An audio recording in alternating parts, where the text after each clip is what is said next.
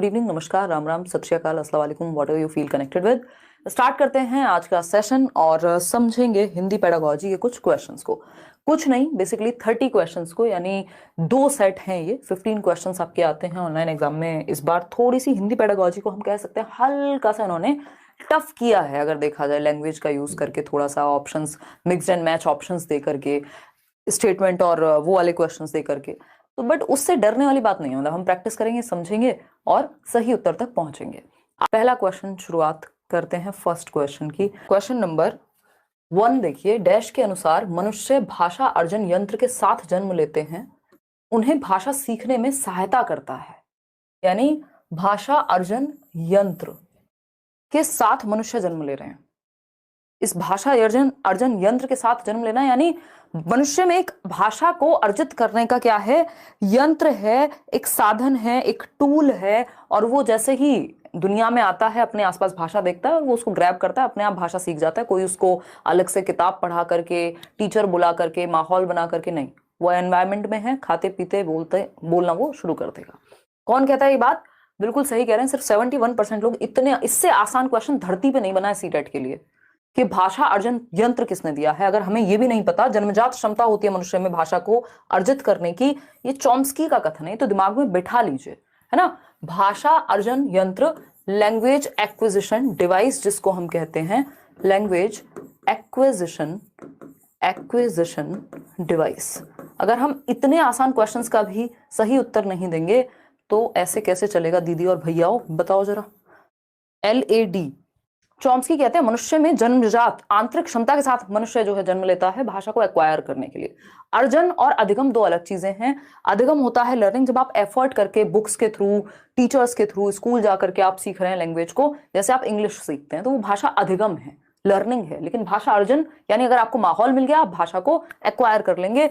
Acquisition की आप में क्षमता है, अर्जन की आप में क्षमता है और जन्मजात क्षमता है। और ये जो आपका भाषा अर्जन यंत्र है, ये सबसे ज्यादा जो प्रभावी होता है वो आपके जीवन के शुरुआती 5 साल तक होगा, यानी अर्ली चाइल्डहुड, पूर्व बाल्यावस्था तक ये बहुत ज्यादा प्रभावी रहेगा। इसलिए आप देखते हैं छोटे बच्चे को, मान लीजिए आप हैं 30 साल के और आपका बच्चा है कितना, 3 साल का या 4 साल का। आप इंडिया में रहते थे, आप अमेरिका शिफ्ट हो गए। अगर आपको बहुत अच्छी, या किसी रिश्तेदार से मिलने चले गए, ठीक है, तो अगर आपको बहुत अच्छी अंग्रेजी नहीं भी आती है, आप 15 दिन वहां रह के आए, आपने देखा आपके बच्चे ने आपसे बेहतर अंग्रेजी बोलना सीख लिया। इतना ही क्यों?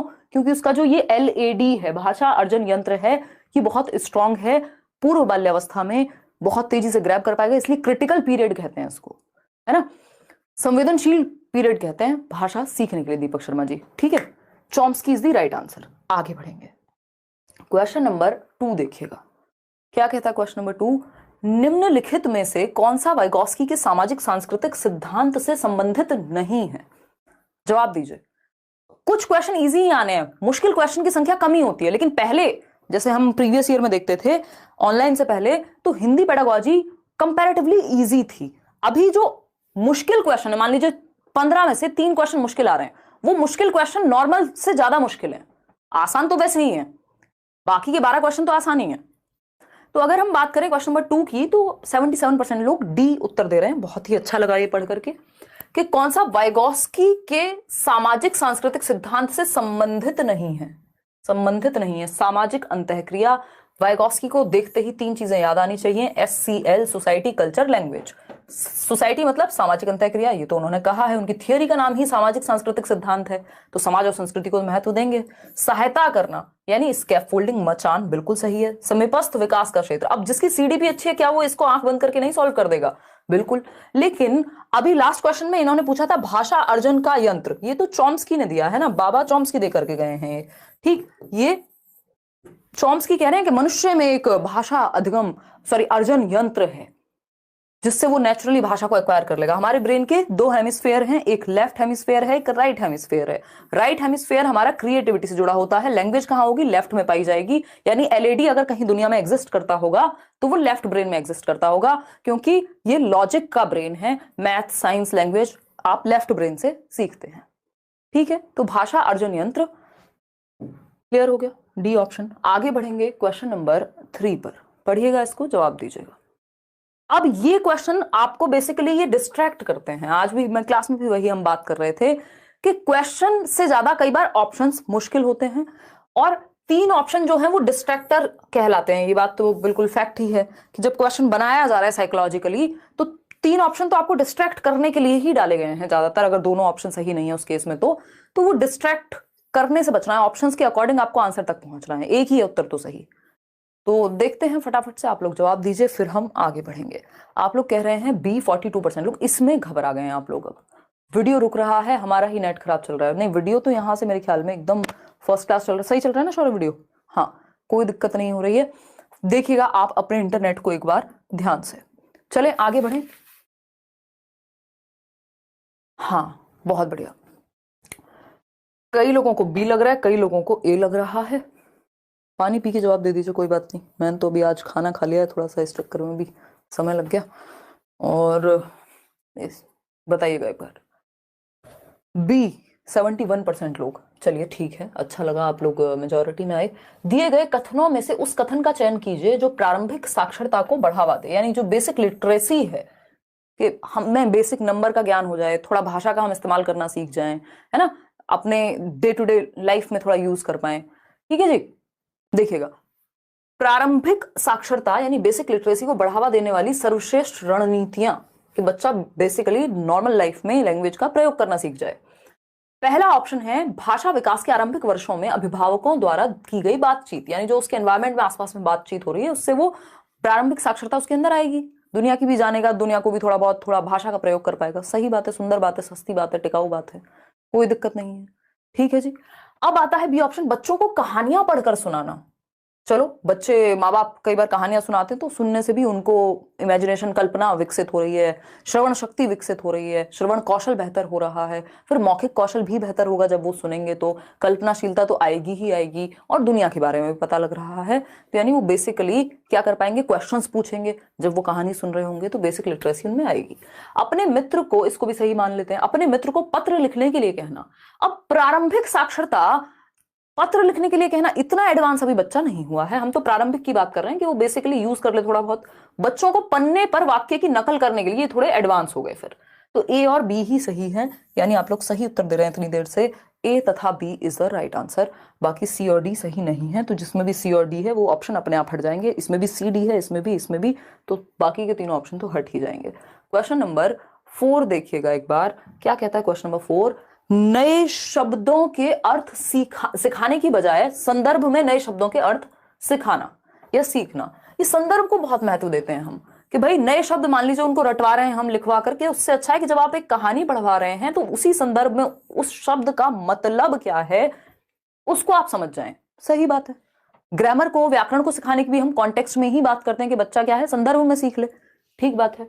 अक्सर बच्चों को भ्रमित करता है, भाई संदर्भ में सिखाना, हमेशा याद रखिएगा संदर्भ से पॉजिटिव वर्ड लैंग्वेज डेवलपमेंट के लिए, भाषा विकास के लिए, भाषा शिक्षण शास्त्र के लिए एग्जिस्ट नहीं करता है ना।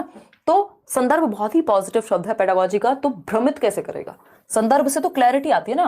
भाई कोई बात, आजकल क्या होता है, वीडियो किसी की 2 घंटे का लेक्चर है, 20 सेकंड की क्लिप निकाल के डाल दो, तो क्या होगा, संदर्भ ही मिस, कॉन्टेक्स्ट ही चला गया उस बात से, तो वो भ्रमित करेगा। जब संदर्भ नहीं होगा तो भ्रमित होगा बच्चा, संदर्भ के साथ भ्रमित नहीं होता।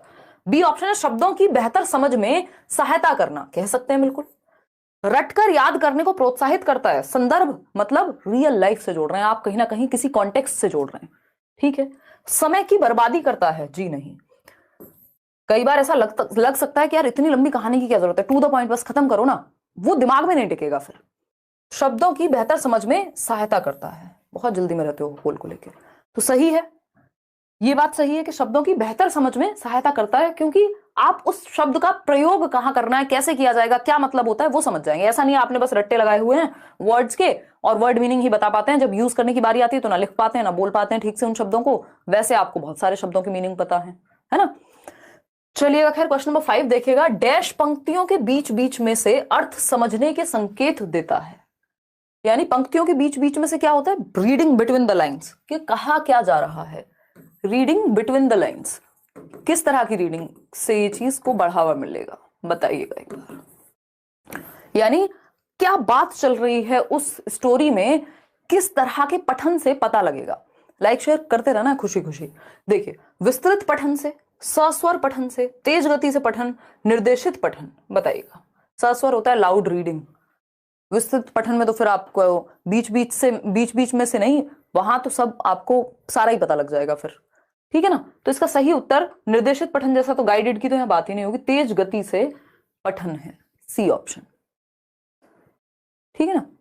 सस्वर पठन तो उच्चारण को अच्छा करने के लिए है, कई बार इसमें समझने में भी चीजें मिस हो जाती हैं, तो पंक्तियों के बीच बीच में से अर्थ, बिटवीन द लाइन, जब आप मान लीजिए कोई बुक खोली आपने पहले से पढ़ी हुई है, फटाफट आप पढ़ते जा रहे हैं, देख रहे हैं अच्छा ये बात चल रही है, ये बात चल रही है, आप पैराग्राफ भी पढ़ रहे हैं, तो यही होगा। आगे बढ़ेंगे, C option is the right answer. Question number 6 देखिएगा, थोड़ा सा बड़ा क्वेश्चन है।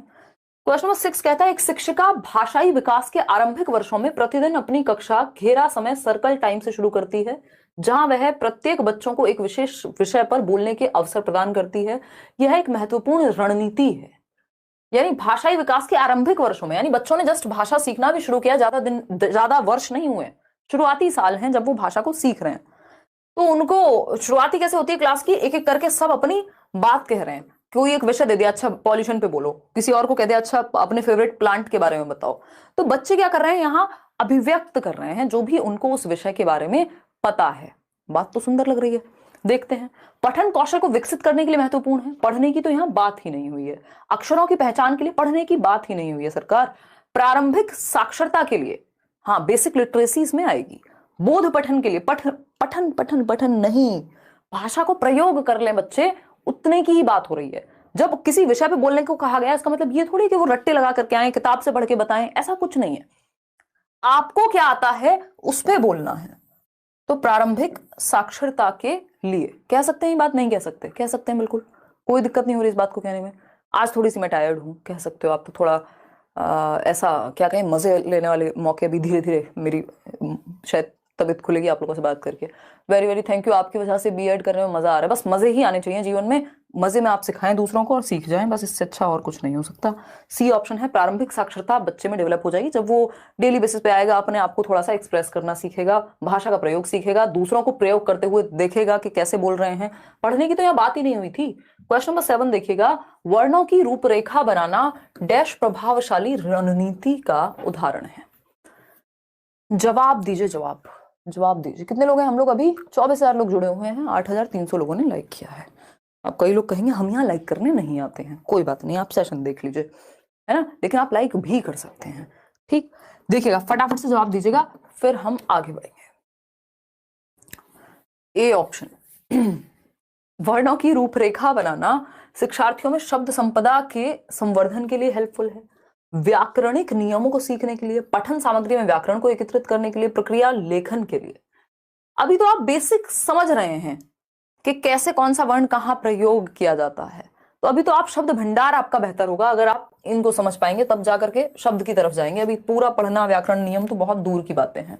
तो शिक्षार्थियों में शब्द संपदा के संवर्धन के लिए बेसिकली उनका जो शब्द भंडार है वो बेहतर होगा, यदि आपको आइडिया लग गया है कि कहाँ पे किस वर्ण को, किस अक्षर को प्रयोग किया जाता है किस शब्द के अंदर। A option is the right answer. आगे बढ़ेंगे, क्वेश्चन नंबर 8 देखिएगा क्या कहता है। क्वेश्चन नंबर 8 ये कहता है, भाषा अधिगम के डैश सैद्धांतिक दृष्टिकोण से स्पष्ट है कि बच्चे प्रयत्न तथा त्रुटि से भाषा सीखते हैं।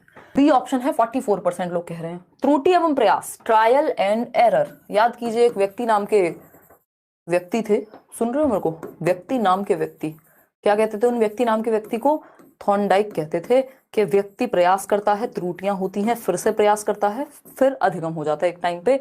और थॉर्नडाइक क्या है, व्यवहारवादी हैं। त्रुटि एवं प्रयास यानी बिहेवियरिस्टिक बात है, कॉग्निटिविस्ट नहीं है, वो तो दिमाग के प्रयोग की बात करेंगे या थिंकिंग स्किल्स की, रीजनिंग की बात करेंगे। संज्ञानात्मकवादी बार बार प्रयास की आदत डलने की बात सिर्फ व्यवहारवादी करते हैं। सामाजिक सांस्कृतिक में तो फिर आपके वाइगॉस्की आ जाएंगे। तो बी ऑप्शन एकमात्र सही उत्तर यहाँ कहलाएगा। आगे बढ़ेंगे, और इनके 3 मुख्य नियम हैं कि बच्चे ने गलती की, फिर से बोला, फिर से ट्राई किया, तो वैसे वो भाषा सीखेगा। तो ये व्यवहारवादी परिप्रेक्ष्य है। क्वेश्चन नंबर 9 है, प्रक्रिया आधारित लेखन उपागम के सोपानों के लिए सही क्रम का चयन कीजिए। अब ये बड़ा, इसको मुश्किल क्वेश्चन आप कह सकते हैं, क्योंकि अब तक तो ये प्रोडक्ट और प्रोसेस राइटिंग पूछते थे। प्रोसेस राइटिंग में आप बह रहे हैं, चीजें कुछ किसी बारे में लिख रहे हैं, है ना, किसी थॉट प्रोसेस पे आप एक काम कर रहे हैं, कोई निबंध लिख सकते हैं।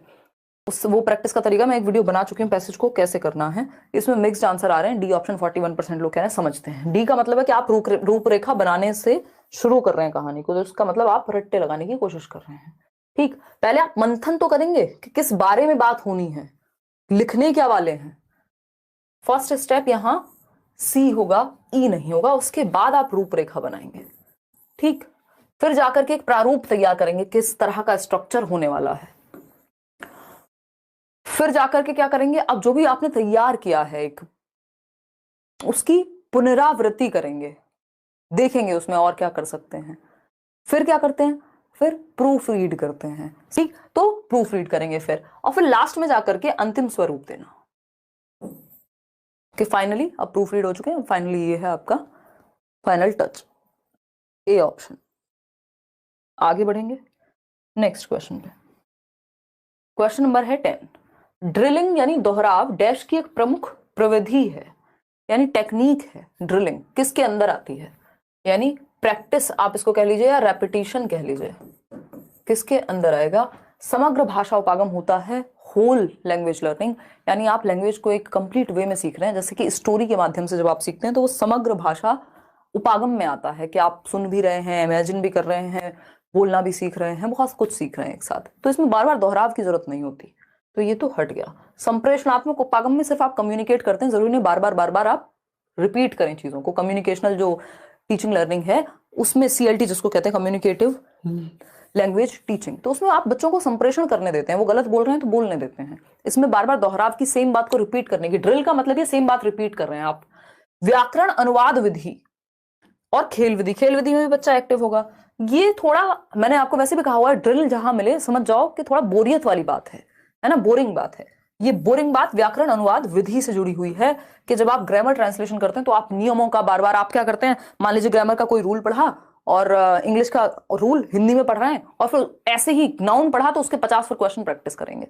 तो ये ग्रामर ट्रांसलेशन में प्रयोग होता है। जो दोहराव है आपका सी ऑप्शन सही होगा यहाँ। Question number 11। क्वेश्चन नंबर 11 देखिएगा, बच्चों के द्वारा पठन तथा लेखन में की गई त्रुटियां, गलतियां, ये बहुत इंपॉर्टेंट है। लगभग पेपर में कम से कम भी 5 सवाल ये एरर्स से मिल जाएंगे आपको, 4 से 5 सवाल। और एरर्स आपको सिंपल ध्यान रखना है, बहुत ही पॉजिटिव चीज है, बच्चे की थिंकिंग में विंडो देते हैं हमें। तो गलतियां गलत नहीं है, ये याद रखना है। ऐसा कोई नहीं जिसने सीखा है और गलती नहीं की। क्या कर रहे हो भाई, है सफाई कर रहे हो, मत करो, छोड़ दो, हमारे लैपटॉप को तुम गंदा ही रहने दो, ठीक है ब्रो, हमको कोई समस्या नहीं है धूल से। देखिएगा बहुत ही बढ़िया, ए ऑप्शन 86% लोग कह रहे हैं, यानी त्रुटियां अधिगम के लिए सीढ़ी हैं। मुझे बहुत खुशी हुई, आप समझ गए मेरी बात को। गलतियां क्या हैं, बढ़िया हैं, होने दो। मतलब इसका मतलब ये नहीं है कि गलतियां ही होने दो, गलतियां होने दो और होने ही दो, ये गलत है ना। जैसे कई लोग कहते हैं लिसनिंग, स्पीकिंग, रीडिंग, राइटिंग ये होने चाहिए 4। मनोवैज्ञानिक तरीका जो है वो ये है कि सुनना, बोलना, पढ़ना और लिखना। अब सिर्फ ये ही है, ये गलत है, लेकिन होना ये चाहिए, है ना। इसी क्रम में सीखे जाते हैं, ये गलत है, लेकिन हाँ क्रम यही है। भाषा विकास में बाधाएं, गलतियां बाधाएं नहीं बनती। प्रवाह प्राप्त करने में रुकावटें, अगेन ये नेगेटिव है, और एरर क्या है, पॉजिटिव वर्ड है। ठीक, बच्चे की गलतियां। भाषा सीखने में व्यक्ति की अयोग्यता, इनेबल है, अगर गलती कर दी, अनेबल है, फिर वो नहीं सीख पाएगा। भाषा अधिगम के लिए सीढ़ी है। गलतियां क्या है पता लगेगा, ऊपर कैसे जाना है समझ में आ गया आपको। अब आप 2 स्टेप आगे जाएंगे उसको ठीक करके। तो A option is the right answer. Question number 12 देखिएगा, आसान सा सवाल है। भाषा अधिगम के रचनावादी उपागम में, रचनावादी समझते हैं, कंस्ट्रक्टिविस्ट। रचना यानी बच्चा क्या है, सक्रिय होगा, एक्टिव होगा। ठीक, कंस्ट्रक्टिविस्ट पियाजे, वाइगोस्की क्या है, रचनावादी लोग हैं। इतनी बात क्लियर है, कोई दिक्कत परेशानी नहीं है। जिज्ञासा आधारित अधिगम, बिल्कुल सही बात है। बच्चा एक्टिव कहाँ है, प्रभावकारी औजार के रूप में ड्रिल, दोहराव, इसको तो हम नेगेटिव मानते हैं, इससे तो बोरियत होती है। रचनावाद में नहीं आता ये बार बार प्रैक्टिस करना। आदत का निर्माण यानी एक हैबिट डलवा दो, ये व्यवहारवाद का हिस्सा है, दोनों ही, ड्रिल भी और ये आदत का निर्माण भी। जिज्ञासा, क्योंकि आदत कैसे पड़ेगी, बार बार रिपीट करने पे। जिज्ञासा आधारित अधिगम यानी क्यूरियोसिटी बेस्ड लर्निंग, जहां बच्चा एक्टिव हो, वो रचनावादी उपागम है। बिल्कुल सही बात है, बच्चे की जिज्ञासा को फुलफिल करेंगे। व्याकरण के नियमों का अभ्यास, अगेन रट्टाफिकेशन हो गया। बच्चा सक्रिय सबसे ज्यादा सी ऑप्शन में, और जहां बच्चा सबसे ज्यादा एक्टिव है वो बेस्ट ऑप्शन है दुनिया का, 1 नंबर दिलाएगा ही दिलाएगा। क्वेश्चन नंबर 13 देखिएगा, नेशनल एजुकेशन पॉलिसी, सही है। क्वेश्चन नंबर 13 देखिए, बुनियादी स्तर पर एनईपी यानी एक बेसिक लेवल पे जो नेशनल एजुकेशन पॉलिसी है किस चीज पर ध्यान केंद्रित करती है? बच्चे की भलाई पे ही करेगी, और क्या है? बच्चे की भलाई से ऊपर किसी भी पॉलिसी के लिए क्या हो सकता है? ये तो हमारा फंडा है। तो ए ऑप्शन है साक्षरता पर, बी ऑप्शन है साक्षरता तथा अंक ज्ञान पर, प्राकृतिक विज्ञान पर, सामाजिक अध्ययन के शिक्षण पर। ये सब तो बाद में आएगा, पहले बेसिक लिटरेसी तो पता हो बच्चों को, बेसिक लिटरेसी तो आती हो। और ए ऑप्शन कह रहे हैं 34% लोग। क्या करूं मैं, है क्या करूं मैं? आखिर एक ने भी सही उत्तर नहीं बताया। कितने लोग हैं जो सही उत्तर दे रहे हैं? देखूं एक बार, 9% लोग, सिर्फ 9% लोग। क्या इन्हीं 9% लोगों को सीटेट क्लियर चाहिए? ये तो इतना आसान था। मतलब हम एनईपी के बेसिक क्वेश्चन भी नहीं कर रहे थे। मैंने एक सेशन कराया हुआ है नेशनल एजुकेशन पॉलिसी पे, सिर्फ उसको भी देख लीजिए, आपको ये समझ में आ जाएगा कि बेसिक अर्थमेटिकल स्किल्स आपको आती हो और बेसिक न्यूमरेसी स्किल्स जिसको वो बोल रहे हैं, जिसमें भाषा का प्रयोग और बेसिक मैथ्स का कैलकुलेशन वगैरह आपको आता हो। तो साक्षरता तथा अंक ज्ञान पर फोकस करती है, सिर्फ साक्षरता पर नहीं, बेसिक न्यूमरेसी स्किल्स भी तो आए, लिटरेसी के साथ साथ न्यूमरेसी भी आए। ठीक है, तो B option is the right answer, ध्यान रखेंगे इस बात को। क्वेश्चन नंबर 14 देखिएगा, क्या पूछा है? निम्नलिखित में से कौन सा मौखिक संप्रेषण को बढ़ावा नहीं देता? मौखिक संप्रेषण यानी ओरल कम्युनिकेशन। जब आप बात कर रहे हैं, जैसे मैं और आप अभी बात कर रहे हैं, हालांकि आप उधर से लिख के बात कर रहे हैं, बट जैसे मैं और शौर्य यहाँ बैठे हैं, तो हम अगर बात करें जैसे कल हमने लास्ट में किया, तो वो मौखिक संप्रेषण है, यानी हम ओरल लैंग्वेज का यूज कर रहे हैं एक दूसरे से बात करने के लिए। पत्र का प्रयोग नहीं कर रहे हैं कि लीजिए अब आप इसमें लिख के जवाब दीजिएगा। तो संप्रेषण को बढ़ावा क्या नहीं देता? बच्चों द्वारा एक दूसरे से बातचीत करना, इससे तो बढ़ावा मिलेगा, मौखिक रूप से बात कर रहे हैं, सही है ये तो। टेलीफोन पर अपने अनुभव साझा करना, इससे भी मौखिक भाषा, टेलीफोन पे क्या प्रकट हो जाते हैं हम, प्रकट भी हो जाएंगे, अगर वीडियो कॉल भी होगी तब भी मौखिक मुंह से तो बोलेंगे ही ना, तो ये भी पॉजिटिव है। समाचार प्रसारण या बच्चे का साक्षात्कार लेना, यानी आप इंटरव्यू ले रहे हैं बच्चे का, तो इंटरव्यू लेने में बच्चे को बोलना तो पड़ेगा, तो इससे तो ओरल लैंग्वेज उसकी अच्छी होगी। भाई आप मान लीजिए केंद्रीय विद्यालय के लिए जाएंगे इंटरव्यू के लिए, आप मॉक टेस्ट, मॉक इंटरव्यूज तैयार करेंगे, हम लोग बैठ के बातें करेंगे मान लीजिए, तो उसमें क्या होगा? बोलने की क्षमता तो बेहतर हो ही रही है ना, मौखिक भाषा तो अच्छी हो ही रही है। लेकिन समाचार प्रसारण, समाचार प्रसारण अगर आप खुद कर रहे हैं, अगर आप एंकर हैं, है ना, जो भी हैं आप, अब कई सारे एंकर्स हो सकते हैं, नाम लेंगे तो कई लोग ऐसे होंगे खतरनाक, तो आप मान लीजिए कोई भी एक एंकर है जो भाषा बोलते हैं, समाचार पढ़ते हैं, तब तो आपकी मौखिक भाषा अच्छी हो रही है। लेकिन समाचार प्रसारण का मतलब है जब आप सुन रहे हैं, तो सुनने से मौखिक भाषा उतनी ही अच्छी नहीं हो जाएगी ना, उससे बेहतर ऑप्शंस हैं, कुछ प्रभाव पड़ेगा सुन के, लेकिन कम्युनिकेशन नहीं हो रही ओरल, आप सुन रहे हैं मतलब रिसीव कर रहे हैं सिर्फ। तो सी ऑप्शन गलत है, और जो गलत है वही सही है। आगे बढ़ेंगे, क्वेश्चन नंबर 15 पर निष्क्रिय शब्दावली है। एक तो होती है आपकी एक्टिव वोकैबुलरी, दूसरी होती है पैसिव वोकैबुलरी, या इसको इस तरह से भी देख सकते हैं कि एक्सप्रेसिव है कि रिसेप्टिव है। ग्रम्यात्मक शब्दावली की बात हो रही है जिसको आप ग्रहण कर रहे हैं और प्रयोग उस समय पे नहीं कर रहे हैं डायरेक्ट, या फिर क्या? बताइएगा एक बार, फटाफट से बताइएगा। शेष नारायण वर्मा, अच्छा जी, पास तो हो जाएंगे अगर सिर्फ पेडागोजी अच्छे से समझ लें, सिर्फ नोट्स भी पढ़ लोगे तो पास तो हो जाओगे आकांक्षा, उसकी टेंशन नहीं लेनी, पास का डर नहीं है आपको। और ये जो मैं कह रही हूँ ना मुश्किल का मतलब भी, कुछ क्वेश्चन मुश्किल हुए ना, 3 क्वेश्चन पहले भी मुश्किल आते थे, लेकिन पहले की मुश्किल से भी ज्यादा लेवल इन्होंने अब बढ़ा दिया, लेकिन वो 3 ही क्वेश्चन है ना, 12 तो नंबर लाओगे कम से कम, और उसमें भी सही करने का प्रयास करोगे, क्या पता है भाई, क्या पता, बताओ एक बार, सही है बात या नहीं? कितने लोग हैं हम? 29,000 लोग हैं, इमेजिन करो 29,000 लोग एक जगह पे बैठे हुए हैं, 30 हो गए हैं हम लोग। चलिए सिर्फ, लेकिन आज इतने गलत जवाब आप लोग दे रहे हो, ऐसा लग रहा है टेंशन में आ गए हो। करेंगे यार Hindi pedagogy, don't worry, tension नहीं लेने का, स्टाइल में रहने का। देखिएगा एक बार, अगर हम बात करते हैं किस चीज की, ए ऑप्शन कह रहे हैं लोग, कितने लोग हैं यार ये? 35 से भी कम है 25% लोग। ABC तीनों में ही कंफ्यूज हैं आप भाई साहब। देखिए, निष्क्रिय शब्दावली यानी पैसिव या रिसेप्टिव ग्रम्यात्मक, जिसको आप एक्टिवली यूज नहीं कर रहे हैं उस समय पे, वे शब्द जिन्हें हम सुनते तथा पढ़ते समय प्रयोग करते हैं, वे शब्द जिन्हें हम बहुधा दूसरों के साथ प्रयोग करते हैं, तो ये निष्क्रिय कैसे हो जाएगी? ये तो सक्रिय हो जाएगी। जिसको आप बहुत ज्यादा दूसरों के साथ प्रयोग कर रहे हैं एक्टिवली, मान लीजिए जैसे सुबह से शाम तक 4 बार यार तो बोल ही देते होंगे आप अपने दोस्तों में, या कुछ नॉर्मल शब्द होंगे जिनका प्रयोग आप बार बार करते हैं, तो ये तो सक्रिय वोकैब है। वे शब्द जिन्हें हम लिखते समय प्रयोग कर रहे हैं तो इसमें तो हम एक्टिव हैं, ये निष्क्रिय फिर से नहीं हो सकता। वे शब्द जिन्हें हम बोलते समय प्रयोग कर रहे हैं तो अगेन हम यूज करने में जब ला रहे हैं तो ये तो सक्रिय शब्दावली हो गई, एक्टिव वोकैबुलरी हो गई। इंग्लिश पेडागोजी में भी यही पूछा जाता है। एकमात्र सही उत्तर यहां हमें ए ही नजर आ रहा है, क्योंकि वे शब्द जिन्हें हम सुनते तथा पढ़ते समय प्रयोग करते हैं। अब ये ना जो प्रयोग लिखा है ना, यही कंफ्यूज कर रहा है हमें, अदरवाइज तो आंसर यहां साफ था, है ना। इसको समझना, इसके आंसर तक पहुंचने का सिंपल तरीका है कि 3 ऑप्शंस हम एलिमिनेट कर पाए अगर हमें कंफ्यूजन हो रही है तो। हमें इतना पता है कि निष्क्रिय शब्दावली का मतलब है हम प्रयोग नहीं कर रहे होंगे, हम नहीं बोल रहे होंगे, है ना, या डेली यूज में नहीं ला रहे होंगे। तो वे शब्द जिन्हें हम सुनते हैं, सुन रहे हैं मतलब हम तो प्रयोग नहीं कर रहे, और पढ़ते समय प्रयोग करते हैं यानी रिसीव कर रहे हैं। जब आप सुन रहे हैं तब भी आप रिसीव कर रहे हैं, ग्रहण कर रहे हैं, और जब आप पढ़ रहे हैं तब भी आप भाषा को ग्रहण कर रहे हैं। जब आप ग्रहण कर रहे हैं तो आप अभिव्यक्त नहीं कर रहे हैं। बोलने में और लिखने में अभिव्यक्ति होती है। तो हम कहते भी हैं सुनना और पढ़ना क्या है, ग्रम्यात्मक कौशल है, निष्क्रिय कौशल है एक तरह से। और अगर हम बात कर रहे हैं बोलने और लिखने की, अभी मैं बोल रही हूं और लिख रही हूं, तो ये क्या हो गया, ये एक्टिव शब्दावली है या एक्टिव कौशल है, सक्रिय कौशल है, अभिव्यक्तात्मक कौशल है। तो यही खेल है इसमें बस। तो निष्क्रिय शब्दावली कि जब हम बात कर रहे हैं तो बाकी तीनों को देखो, वे शब्द जिन्हें हम बहुधा दूसरों के साथ प्रयोग करते हैं, मतलब हम तो बोल रहे हैं, तो ये तो कभी भी नहीं हो सकता। अगर आप प्रयोग से कंफ्यूज हो रहे हैं तब भी ये तो नहीं होगा ना एटलीस्ट, क्योंकि इसको तो हम प्रयोग कर रहे हैं बहुत ज्यादा दूसरों के साथ, तो ये सक्रिय हो गया।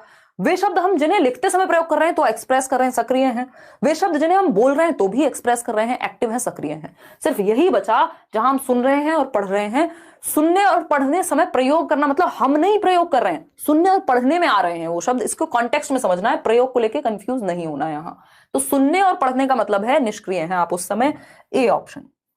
ये शब्द आपको पता होते हैं बट प्रयोग उतना नहीं करते हैं आप इनको। क्वेश्चन नंबर 16 देखिएगा, क्वेश्चन नंबर 16 देखिएगा, ऐसे ही कंफ्यूज किया जाएगा। ये 3 जो ऑप्शन है डिस्ट्रैक्ट करने के लिए हैं, आपको सही उत्तर तक पहुंचना है। ठीक है बात, कोई दर्द परेशानी यहां तक की बात को समझने में हो रही है तो मुझे बताइए, नहीं हो रही है तो बताइए। कोई कह रहा दीदी हंसू ना, हाँ अभिषेक आज मैं थोड़ी सी सीरियस हूँ, ये मुझे भी नहीं पता कि इतनी एनर्जी क्यों लो है, शायद काम का थोड़ा जोर है। देखिएगा, अगर हम बात करते हैं, या मैंने आज खाना खा लिया तो एनर्जी थोड़ी कम हो गई है। देखिएगा क्वेश्चन नंबर 16, अध्यापक को काव्य शिक्षण बहुत सावधानी से करना चाहिए, निम्नलिखित कथनों के आधार पर सही विकल्प चुनिए। यानी जब आप कविता को पढ़ा रहे हैं, काव्य को पढ़ा रहे हैं, रचनाओं को पढ़ा रहे हैं, तो कौन सी बात सही है कि इसको सावधानी से आपको प्रयोग करना है। ये देखो गुंजन अलग अलग तरह के इमोजी भेज रहे हैं, गुंजन पेपर में इमोजी निकल जाएंगे सारे, देख रहे हो कितने खतरनाक क्वेश्चन आ रहे हैं हिंदी के। शिक्षक की सही लय के साथ ऊंचे स्वर में पढ़ना चाहिए शिक्षक को, ठीक है। कठिन शब्दों के लिए एक एक शब्द का अर्थ बताना चाहिए। शिक्षक के स्वर तथा मुख पर भाव स्पष्ट होने चाहिए। शिक्षक को विद्यार्थियों की समझ के लिए प्रश्न पूछने चाहिए। बात हो रही काव्य शिक्षण की, कोई कविता पढ़ा रहे हैं मान लीजिए आप, तो अगर स्वर लय और ताल से नहीं पढ़ाएंगे, भाव नहीं होंगे आपके चेहरे पे, तो ऐसा लगेगा एक रॉबर्ट है, हंसी भी नहीं आएगी। अभी तो वही बात होगी ना, गाना गा रहे हैं आप, किसी कविता का पठन कर रहे हैं और एकदम सीरियस होके और ऐसे बातें कर रहे हैं, तो क्या होगा, काम का नहीं है। तो ये तो सही है, ये भी सही है। पूछा क्या है, सावधानी से करना चाहिए, सही विकल्प चुनने हैं। शिक्षक को विद्यार्थी की समझ के लिए प्रश्न पूछने चाहिए। पूछ सकते हो आप कि भाई इस कविता का भावार्थ क्या है, आपको क्या लगता है इसमें कवि क्या कह रहा है, सही है। लेकिन कठिन शब्दों के लिए एक एक शब्द का अर्थ बताना, इसको हम संदर्भ में समझना कहते हैं। अब आप कविता पढ़ रहे हैं तो कविता बीच में रोक रोक के अगर आप हर एक शब्द बताएंगे तो गड़बड़ हो जाएगी। संदर्भ में समझा जाता है, एक एक शब्द कठिन नहीं बताया जाएगा, अलग से बेशक आप लिखवा सकते हो, बट ये गड़बड़ हो जाएगी, तो ये सही तरीका नहीं है। तो गलत क्या है, सिर्फ एक बी ऑप्शन हमें गलत मिला है यहाँ, ठीक। और इस गलत को अगर हम हटा देते हैं, 3 ऑप्शन का इन्होंने हमें ऑप्शन, अच्छा 2 का दिया हुआ है, स और ब, स और ब, तो बा तो गलत है, सा तो चलो फिर भी सही है, और इन दोनों को कैसे हटाएंगे, ये तो सही कह रहे हैं। तो सिर्फ 2 से तो काम नहीं चलने वाला, ब और स नहीं चलेगा, केवल अ ब और द, ब नहीं है भाई, अ स द। क्या कहते हैं, 61% लोग ए ऑप्शन को सही मान रहे हैं, और जो कि सही है भी, होना भी चाहिए। क्या है ये, सही है, अ स और द सही है, क्योंकि सिर्फ बी में गड़बड़ है। बाकी तो कविता या जब आप पोयम या पोइट्री पढ़ा रहे हैं तो इनकी जरूरत पड़ेगी कि आप पूरे भावों का प्रयोग करें, एक एक शब्द बताने की जरूरत नहीं होती, कॉन्टेक्स्ट में समझा जाता है। समझ पा रहे हैं। क्वेश्चन नंबर 17 देखिएगा, आसान क्वेश्चन है ये, बस दिखने में बड़ा लग रहा होगा आपको, है ना, क्योंकि 2 ही स्टेटमेंट है प्यारे प्यारे से। बताइए, अगर हम बात करें निम्नलिखित कथनों को पढ़िए और उचित विकल्प चुनिए। कथन ए क्या है? कविता निसंदेह रूप से सशक्त भावनाओं का सहज अतिरेक प्रभाव है। यानी कविता क्या है? सशक्त भावनाओं का, जो भी हमारे अंदर भाव उठ रहे हैं उनको हम निकाल करके कविता में लाते हैं। दिल टूट गया, अब आप शायर बन गए, ठीक है ना? ये क्या है? सशक्त भाव, जो ज्यादा जोर मार रही हैं जो चीजें, वही तो बाहर निकलेंगी ना, ठीक है ना? सही बात है, बहुत बढ़िया वर्मा जी। फिर आता है कथन बी, काव्य से ना तो भाषा ज्ञान का विकास होता है और ना ही भाषा की संरचना का अभ्यास होता है। मतलब फिर काव्य बेकार में पढ़ रहे हैं हम, कि ना तो इससे भाषा का विकास हो रहा है और ना संरचना, ना तो हम भाषा की संरचना सीख रहे हैं ना स्ट्रक्चर सीख रहे हैं। तो ये तो गलत बात हो गई, फिर काव्य तो बर्बाद हो गया, इस हिसाब से तो बेकार हो गई, पोइट्री तो पढ़नी ही नहीं चाहिए फिर तो, है ना? तो ये ट्रू है और ये फॉल्स है आपका। कितने लोग बी ऑप्शन दे रहे हैं? बी क्या है? केवल ए सत्य है और बी असत्य है। बिल्कुल सही है, थैंक गॉड आप इस पे नहीं गए कि दोनों सत्य हैं, ये आपका रटा रटाया ऑप्शन है। आगे बढ़ते हैं, नेक्स्ट क्वेश्चन पे चलते हैं। क्वेश्चन नंबर देखिएगा 18, समझिएगा, निम्नलिखित में से कौन सा काव्य का आवश्यक अवयव नहीं है? काव्य समझ रहे हैं ना, कविता या गद्य, गद्य नहीं पद्य, पोइट्री मान लीजिए। सौंदर्य, भाव, प्रवणता एवं कल्पना बढ़ती है भाई। आप एक कविता पढ़िए, आप कोई इवन कोई भी पोइट्री इंग्लिश की सुन लीजिए, या फिर आप एक शायरी भी सुन लीजिए, अगर उर्दू की बात करें, तो एक तो सौंदर्य, भाव, प्रवणता आती है कि आप प्रेज कर पाते हैं, ठीक है? और कल्पना, इमेजिनेशन तो आएगी ही, ठीक बात है। आप गाना सुन लीजिए, गाना भी इसका अच्छा उदाहरण है। आपके दिमाग में एक तो आप कल्पना कर रहे हैं कितनी सुंदर कोई भी बात हो रही है, तो उसकी लयात्मक भाषा, कोई पहाड़ों पे गाना है तो पहाड़ दिमाग में आ रहे हैं, लयात्मक भाषा या छंद, हाँ लयात्मक भाषा होती है। अलंकारों का प्रयोग भर भर के किया जाता है, ठीक। व्याकरण सम्मत भाषा रचना, ये कई बार मान लीजिए कोई गाना ही है, ठीक है ना? पता नहीं अभी वो केसरिया फेमस हुआ था ना, अब उसमें कोई तो लाइन है जो बड़ा उसकी पूरी वाई भी अजीब सी कर देती है, और ग्रामेटिकली भी आपको अजीब लगेगा। ग्रामेटिकली तो खैर ये सही है ही नहीं, आधे शब्द हिंदी के आधे इंग्लिश के, ये वो। तो हम ये कह सकते हैं कि व्याकरण सम्मत नहीं होती। जरूरी नहीं है हमेशा हर कविता जो है वो व्याकरणिक रूप से सही हो, ग्रामेटिकली सही हो, बट हाँ उसमें सौंदर्य बोध होगा, लयात्मकता होगी। कई बार तो हम राइम करने के लिए व्याकरण को बैंड बजा देते हैं व्याकरण की, और अलंकारों का प्रयोग होगा, क्योंकि उससे उसी सुंदरता बढ़ती है, उस बात में वजन या अच्छी लगती है अलंकारों के प्रयोग से। तो व्याकरण सम्मत भाषा का प्रयोग हो ये जरूरी नहीं है, तो डी ऑप्शन ही है जो अवयव नहीं हमें आएगा। क्वेश्चन नंबर 19 देखिएगा, हम 30 क्वेश्चंस करने वाले हैं। निम्नलिखित में से कौन सा कथन असत्य है, यानी ट्रू नहीं है, गलत है? बताइएगा। आजकल ये असत्य है पे बहुत क्वेश्चन पूछ रहे हैं, देखिएगा जवाब दीजिएगा, फिर हम आगे बढ़ेंगे। तो पहला ऑप्शन है, ध्वनि विज्ञान किसी भाषा के ध्वनि प्रतिमान से संबंधित है। यानी ध्वनि, साउंड की बात हो रही है, ध्वनि प्रतिमान से संबंधित होगा, कोई बुरी बात नहीं है। अशुद्ध स्वरों को संयुक्त स्वर कहा जाता है, कह सकते हैं उनको मिश्रित वो जो बनते हैं। 5 स्वर हैं जिनमें 20 ध्वनियां निकलती हैं, ये हम इंग्लिश में भी पढ़ते हैं भाई। 5 वाउल्स हैं जिनसे 20 ध्वनियां निकल रही हैं। अंग्रेजी भाषा में 5 नासिक्य ध्वनियां हैं, ये कहना गलत होगा, ठीक है, ये कहना गलत होगा। तो D option is the right answer. आगे बढ़ेंगे क्वेश्चन नंबर 20 पर। अब पता नहीं अंग्रेजी भाषा हिंदी में पूछने का क्या इनको शौक चढ़ा है इस बार। अंग्रेजी भाषा शिक्षण के उद्देश्य निर्धारित करते समय अध्यापक अपेक्षा नहीं करते हैं। यानी आप इंग्लिश लैंग्वेज टीचिंग करने जा रहे हैं और आप किन को ऑब्जेक्टिव्स में काउंट नहीं करेंगे, इंग्लिश पढ़ाने के कौन से उद्देश्य नहीं होंगे। पहला ऑप्शन है, विद्यालय, कक्षा, घर और समाज में अपने विचार अंग्रेजी में व्यक्त करें बच्चा। अंग्रेजी में साधारण कथन बनाए, बेसिक एक सिंपल सेंटेंस कर पाए क्रिएट।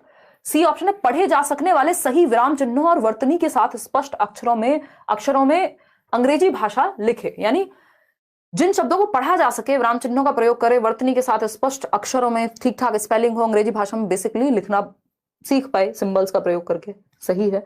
डी ऑप्शन है, किसी बात, निवेदन, शुभकामनाओं का उत्तर देने में अंग्रेजी का प्रयोग कर सके। यानी कि कोई बात अगर कहनी है, कोई निवेदन अगर करना है, शुभकामनाएं, मान लीजिए आप नई नई इंग्लिश सीख रहे हैं तो आप कहें अच्छा गुड आफ्टरनून मम्मी जी, है ना? बेसिक जब इंसान देखते हैं आप नई नई अंग्रेजी सीखता है, वो हर जगह पे अंग्रेजी का प्रयोग करने की कोशिश करता है ना? वो भाई को भी हे डूड कह के बोलता है। तो ये क्या है, ये सही बात है, ऐसा होता है। बिल्कुल क्लियर हो जाएगा, बिल्कुल क्लियर हो जाएगा। परिहार निधि सिंह कह रहे हैं आपकी प्लेलिस्ट देखने से सीटेट क्लियर हो जाएगा। 5 मैराथन देख लीजिए, जो प्रैक्टिस हो रही है वो देख लीजिए, और अभी जो आने वाला है वो तो एक्स्ट्रा में ही है, ठीक है जी, बात सही है। हाँ सवर शेख, रिलैक्स करेंगे आपके सीटेट के बाद, उससे पहले कोई रिलैक्स नहीं। विद्यालय, कक्षा, घर और समाज में अपने विचार अंग्रेजी में व्यक्त करें।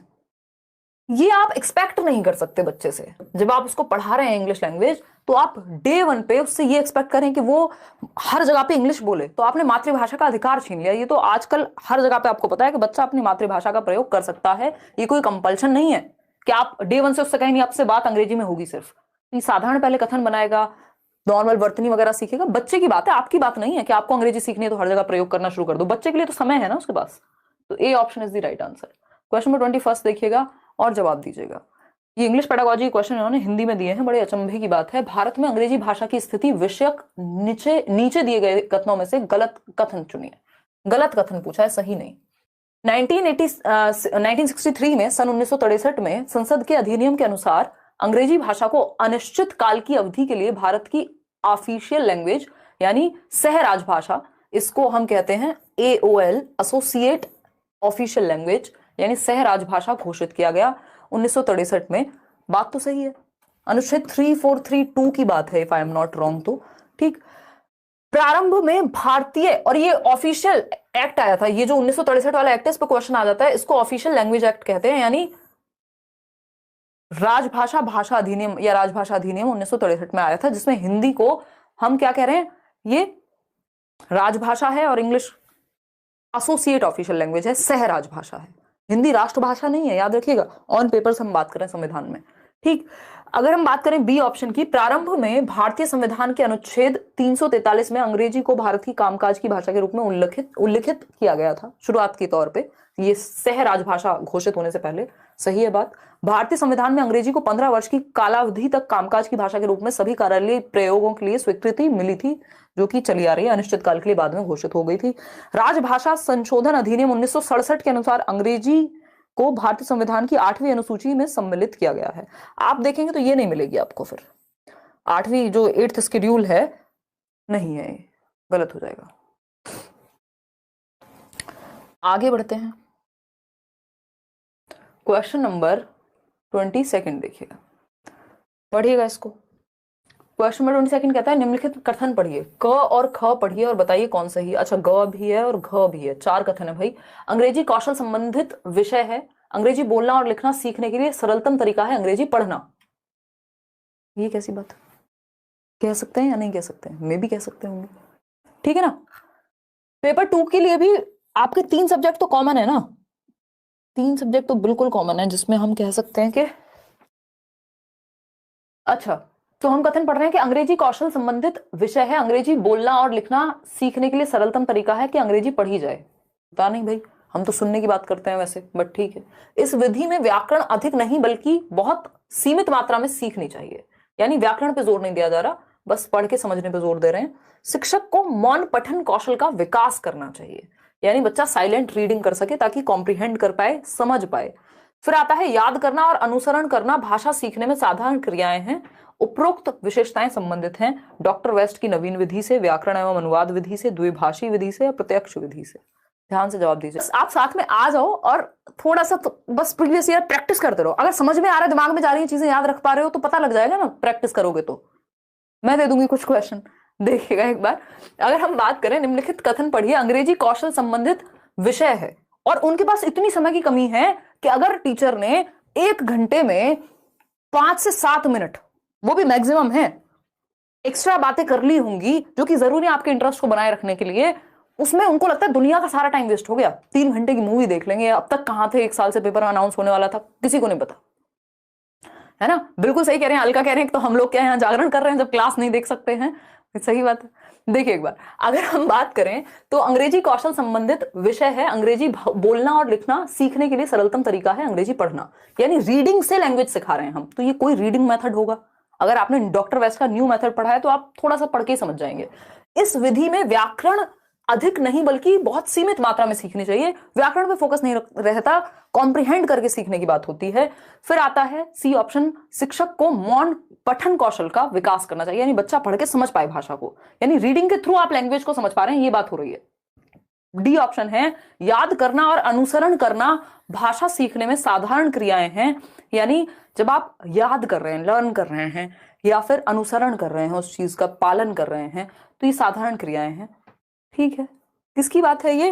डॉक्टर वेस्ट की नवीन विधि है, डॉक्टर वेस्ट का न्यू रीडिंग मेथड है, क्योंकि रीडिंग से सिखाई जा रही है पूरी लैंग्वेज, चारों ऑप्शंस में रीडिंग की बात हो रही है। द्विभाषा में ट्रांसलेट करने की बात जरूर करेगा, याद रखिएगा।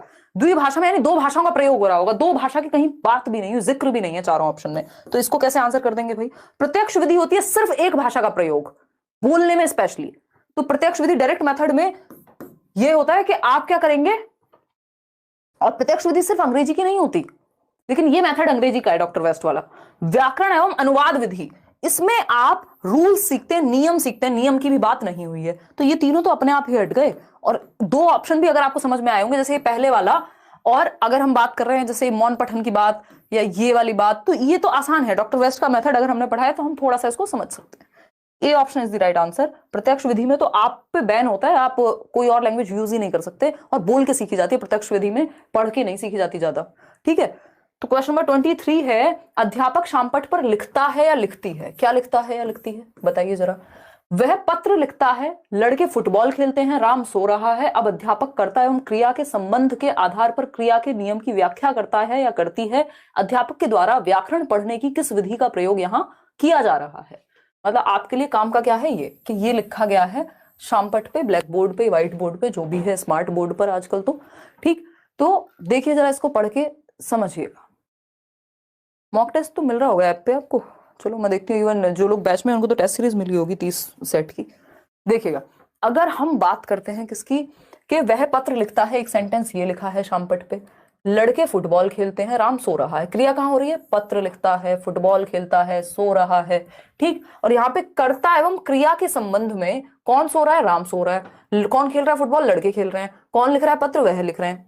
ठीक, तो कर्ता क्रिया के संबंध के आधार पर क्रिया के नियम की व्याख्या की जा रही है, कि क्रिया कैसे वर्क करती है, यानी वर्ब कैसे काम करती है लैंग्वेज में। तो अध्यापक के द्वारा व्याकरण पढ़ने की किस विधि का प्रयोग कर रहे हैं? यानी पहले एग्जाम्पल दिया है, उदाहरण दिया है, अब नियम सिखाने का प्रयोग कर रहे हैं। तो एग्जाम्पल टू रूल, उदाहरण से नियम की ओर क्या होता है? आगमन विधि, जिसको हम इंडक्टिव मेथड कहते हैं। अगर पहले नियम बता दिया होता, पहले क्रिया की जो परिभाषा है वो सब बता दिया होता, तो निगमन हो जाता। इसमें पहले रूल बताते हैं। तो A option is the right answer, और तो कोई यहां बनता ही नहीं है। आगे बढ़ेंगे, क्वेश्चन नंबर 24 देखिएगा। मैंने इसमें पेपर 1 पेपर 2 दोनों के क्वेश्चन मिक्स किए हुए हैं। निम्नलिखित कथन को पढ़कर उपयुक्त विकल्प को चुनिए। कथन अ है, कथन ब है।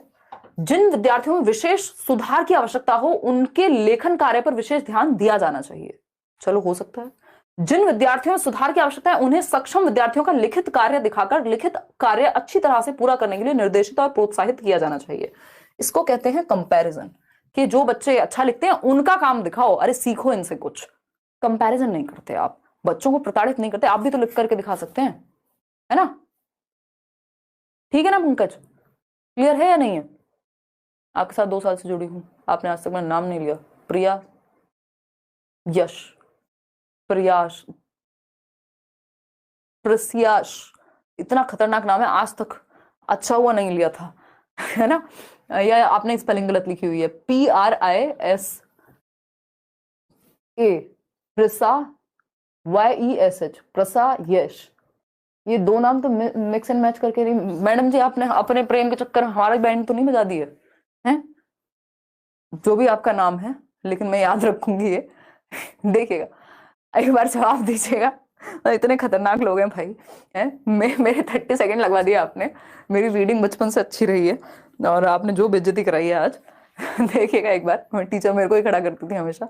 ये गलत बात थी लेकिन उनकी, आज मुझे समझ आता है कि जो अच्छा पढ़ता है उससे पढ़वा लो फटाफट से, स्पीड में भी पढ़ेगा और चैप्टर खत्म हो जाएगा, सिलेबस तो खत्म करना ही है। ये मुझे अब समझ में आता है, पहले नहीं आता था, है ना? जबकि बाकी बच्चों को मौका देना चाहिए था, तब तो अच्छा लगता था कि हाँ ठीक है यार, संस्कृत भी मेरे से पढ़वा रही है। देखिए एक बार, अगर जिन विद्यार्थियों में विशेष सुधार की आवश्यकता होती है, उन्हें लेखन कार्य पर विशेष ध्यान देना चाहिए। चलो ठीक है, सारे ही कौशल पे ध्यान दिया जाएगा। जिन विद्यार्थियों में सुधार की आवश्यकता, ये गलत है। पहले वाला सही है, सत्य है, परंतु बी असत्य है। तो ए ऑप्शन सही है, बी गलत है। 80% लोग सही उत्तर दे रहे हैं। आगे बढ़ते हैं, नेक्स्ट क्वेश्चन। भाई दिल पे मत ले जाना प्रिया, हम बस वो लगा रहे हैं यहाँ पे अनुमान कैसा हुआ होगा। क्वेश्चन नंबर 25, कक्षा हंसी ठहाकों के बिना एक नीरस स्थान है, हल्के फुल्के ठहाके अध्यापन में बहुत मददगार हैं।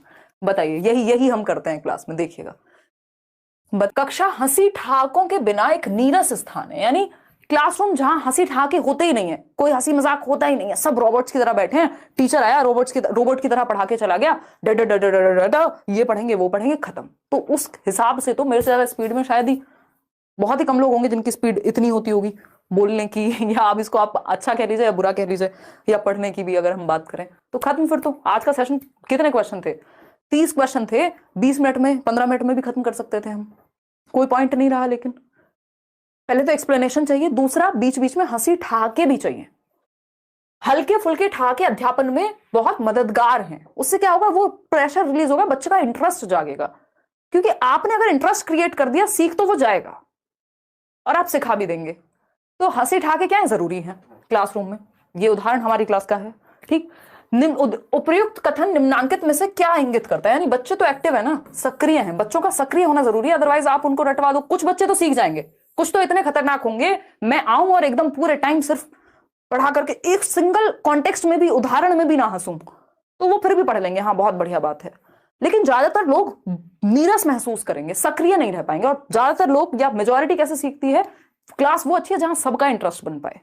सिर्फ 20 लोगों के लिए तो नहीं है जो टॉपर हैं, सिर्फ उनके लिए तो क्लास नहीं होती, ठीक है ना। 20 तो खैर, मतलब 20 में इसलिए बोल रही हूँ क्योंकि 30,000 लोग हैं। शादी के बिना भी सीटेट निकल जाएगा, हाँ हाँ बिल्कुल सही बात है, एकदम सही बात है, सही समझे आप, बताइएगा। खैर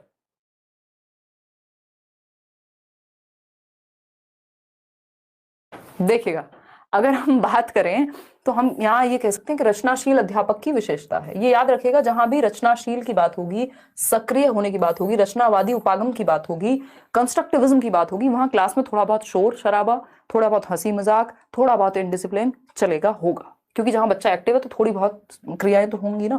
पढ़ने की विधि है, वातावरण, बच्चे के स्वभाव का ज्ञान, ये सब नहीं। रचनाशील अध्यापक की विशेषता है कि जो ये माने कि हंसी ठहाकों के बिना नीरस है कक्षा, जो है थोड़े बहुत हंसी ठहाके नॉर्मल है। अब ऐसा नहीं है हंसी ठहाकों में क्लास नहीं होनी चाहिए। तो पता चल रहा है क्वेश्चन हुए हैं 2, या सीखे नहीं कुछ भी, और 1 घंटा निकल गया, टीचर बने पड़े हैं स्टैंड अप कॉमेडियन, वो भी नहीं होना चाहिए। शिक्षण में स्वर संबंधी विधि के बारे में निम्नलिखित में से क्या सही नहीं है, बताइएगा एक बार। स्वर संबंधी विधि, जहां पे हम फोकस किस पे कर रहे हैं, लाउड रीडिंग पे या स्वर का प्रयोग करने पे। लेंगे यार मैराथन क्लास, डोंट वरी। बताइए फटाफट से जवाब दीजिए, उम्र हो गई है अब।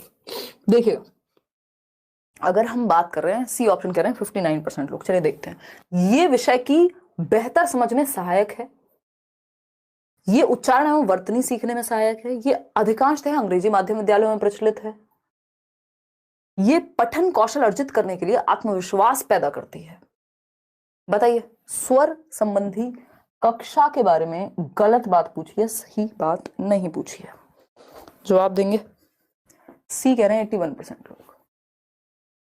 बेहतर, ये विषय की बेहतर समझ में सहायक है। उच्चारण और वर्तनी तो 100% सही होगा जब आप लाउड रीडिंग या सस्वर पठन कर रहे हैं या वाचन कर रहे हैं, जो भी कर रहे हैं, जहां स्वर पे फोकस है।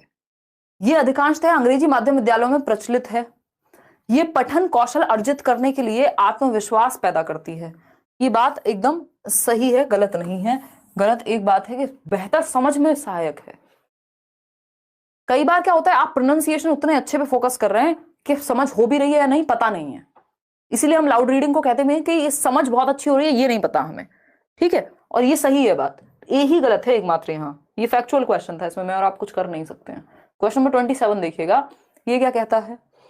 क्वेश्चन नंबर 27 है, एक अध्यापिका अपनी कक्षा को 4-4 के समूह में विभाजित करती है, यानी 4-4 बच्चों का ग्रुप बनाती है, और उनकी पाठ्य पुस्तक से पढ़े गए एक पाठ पर आधारित मुद्दे पर वाद विवाद का आयोजन करती है। यह किस प्रकार की भाषा अधिगम गतिविधि है? यानी बच्चे वाद विवाद कर रहे हैं, किन्हीं मुद्दों पे डिस्कशन कर रहे हैं, 4-4 के ग्रुप में बटे हुए हैं, यानी बच्चे ग्रुप में सीख रहे हैं, यानी रचनावाद है। ये बात तो हमें सही है, बट पूछा क्या है, परिणाम क्या हो गया मेरे को, परिणामात्मक गतिविधि यानी आउटपुट, संपर्कात्मक गतिविधि इंटरैक्टिव, निवेश गतिविधि इनपुट रिस्पॉन्स, परिणामात्मक प्रतिक्रिया गतिविधि।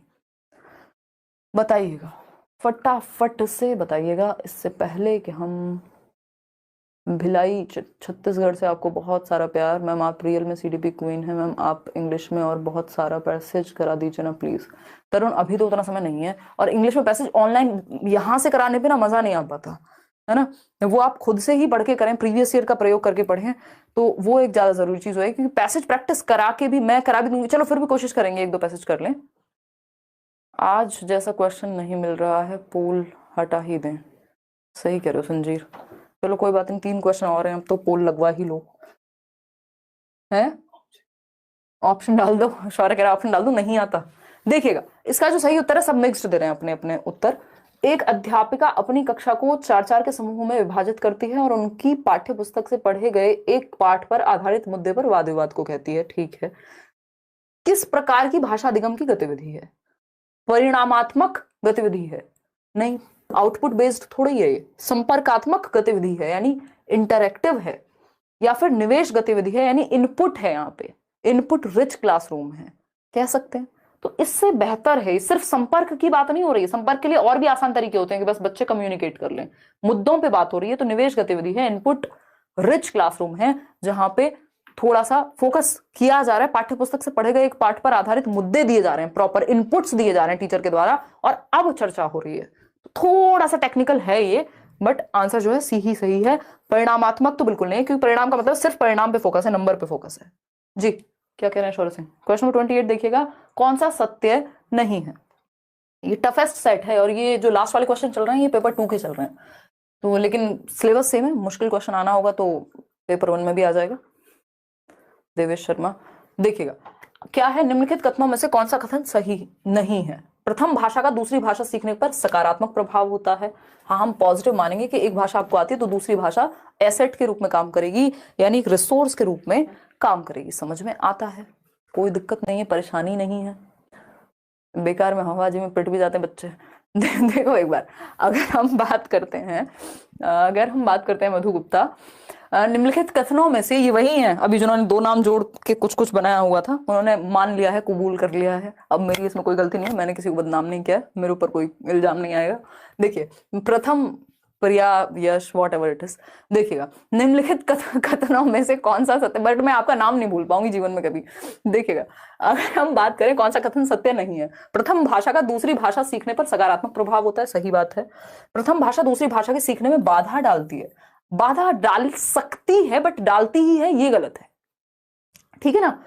पठन कौशल एक भाषा से दूसरी भाषा में स्थानांतरित किए जा सकते हैं, यानी आप जो लैंग्वेज स्किल्स हैं वो ट्रांसफर हो सकती है, ट्रांसफरेबल हैं, आप दूसरी लैंग्वेज को भी हेल्प करती हैं अगर आपको पहले से कोई भी स्किल आती है। समय यानी ट्रांसफर ऑफ लर्निंग है, समय और अवसर दिए जाने पर बच्चे अनेक भाषाएं सीख सकते हैं, सही है। लेकिन यही गलत है कि इससे बाधा बनती ही है, ये गड़बड़ है, बाधा बनती ही है, ये गड़बड़ है।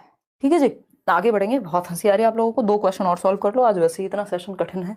क्वेश्चन नंबर 29 देखिए, आंसू निकल रहे हैं आप लोगों के आंसर सही देने में, और प्रिया और यश पर हंसने में बहुत मजे आ रहे हैं आपको, हैं? देखिएगा, बताइएगा एक बार। अरे हमने देखे हैं ऐसे बच्चे, हमें पता है, हम दुनिया में रहे हैं। ये मत कहते ना किए कभी नहीं है ऐसे काम, मतलब देखिए, अगर हम बात करें मातृभाषा आधारित बहुभाषिता होती है, बताइए फटाफट से बताइए, मल्टीलिंगुअलिज्म क्या है? कल्पना कह रही मेरे सुपर चैट का रिप्लाई नहीं दिया यार, कई बार मिस हो जाती है, वैसे कोशिश करती हूँ मैं ज्यादातर सुपर चैट पढ़ लूँ क्योंकि वो दिख जाते हैं अलग से, बट कई बार ज्यादा एक साथ आ जाती हैं तो दिक्कत हो जाती है। देखिएगा, बी ऑप्शन 82% लोग, और हमें छोटे शहर का एक्सपीरियंस है, हमारे स्कूल के बच्चे डरते थे बाहर निकलने में, छोटे शहर में निकलिए आप, हर दूसरा इंसान आपको जानता हुआ। खैर छोड़ दीजिए इन बातों को, आप इधर आ जाइए। मातृभाषा, हाँ शौर्य सिंह कह रहे हैं ऐसे तो बंक भी नहीं मार पाते होंगे, बिल्कुल सही समझ रहे हैं, बंक में बहुत इंटरेस्ट आ रहा है बेटा तुमको, किस दिन पकड़े गए ना अगर, फिर स्कूल नहीं जा पाओगे, होम स्कूलिंग होगी फिर। वैसे ऐसा तो हमने समझाया हुआ तुमको, कोई जरूरत तो पड़ेगी नहीं, वैसे इतना घूम लेते हो तुम, है ना। हाँ कुछ बच्चे हैं जो बंक मारने लगते हैं, बताओ, नहीं बंक हमने कभी नहीं मारा स्कूल में। देखिएगा, मातृभाषा आधारित बहुभाषिता होती है, मातृभाषा के द्वारा वस्तुपरक विषयों को सीखना, सही है। कि आप कंटेंट सीख रहे हैं लैंग्वेज से, आप क्या सीख रहे हैं, मान लीजिए हिंदी है आपकी मातृभाषा, उससे आप हिंदी में ही इतिहास पढ़ रहे हैं, सही बात है। बी ऑप्शन है शिक्षार्थी अपनी मातृभाषा से शुरुआत करते हैं और बाद में कई भाषाएं सीख लेते हैं, इसी को मल्टीलिंगुअलिज्म कहते हैं।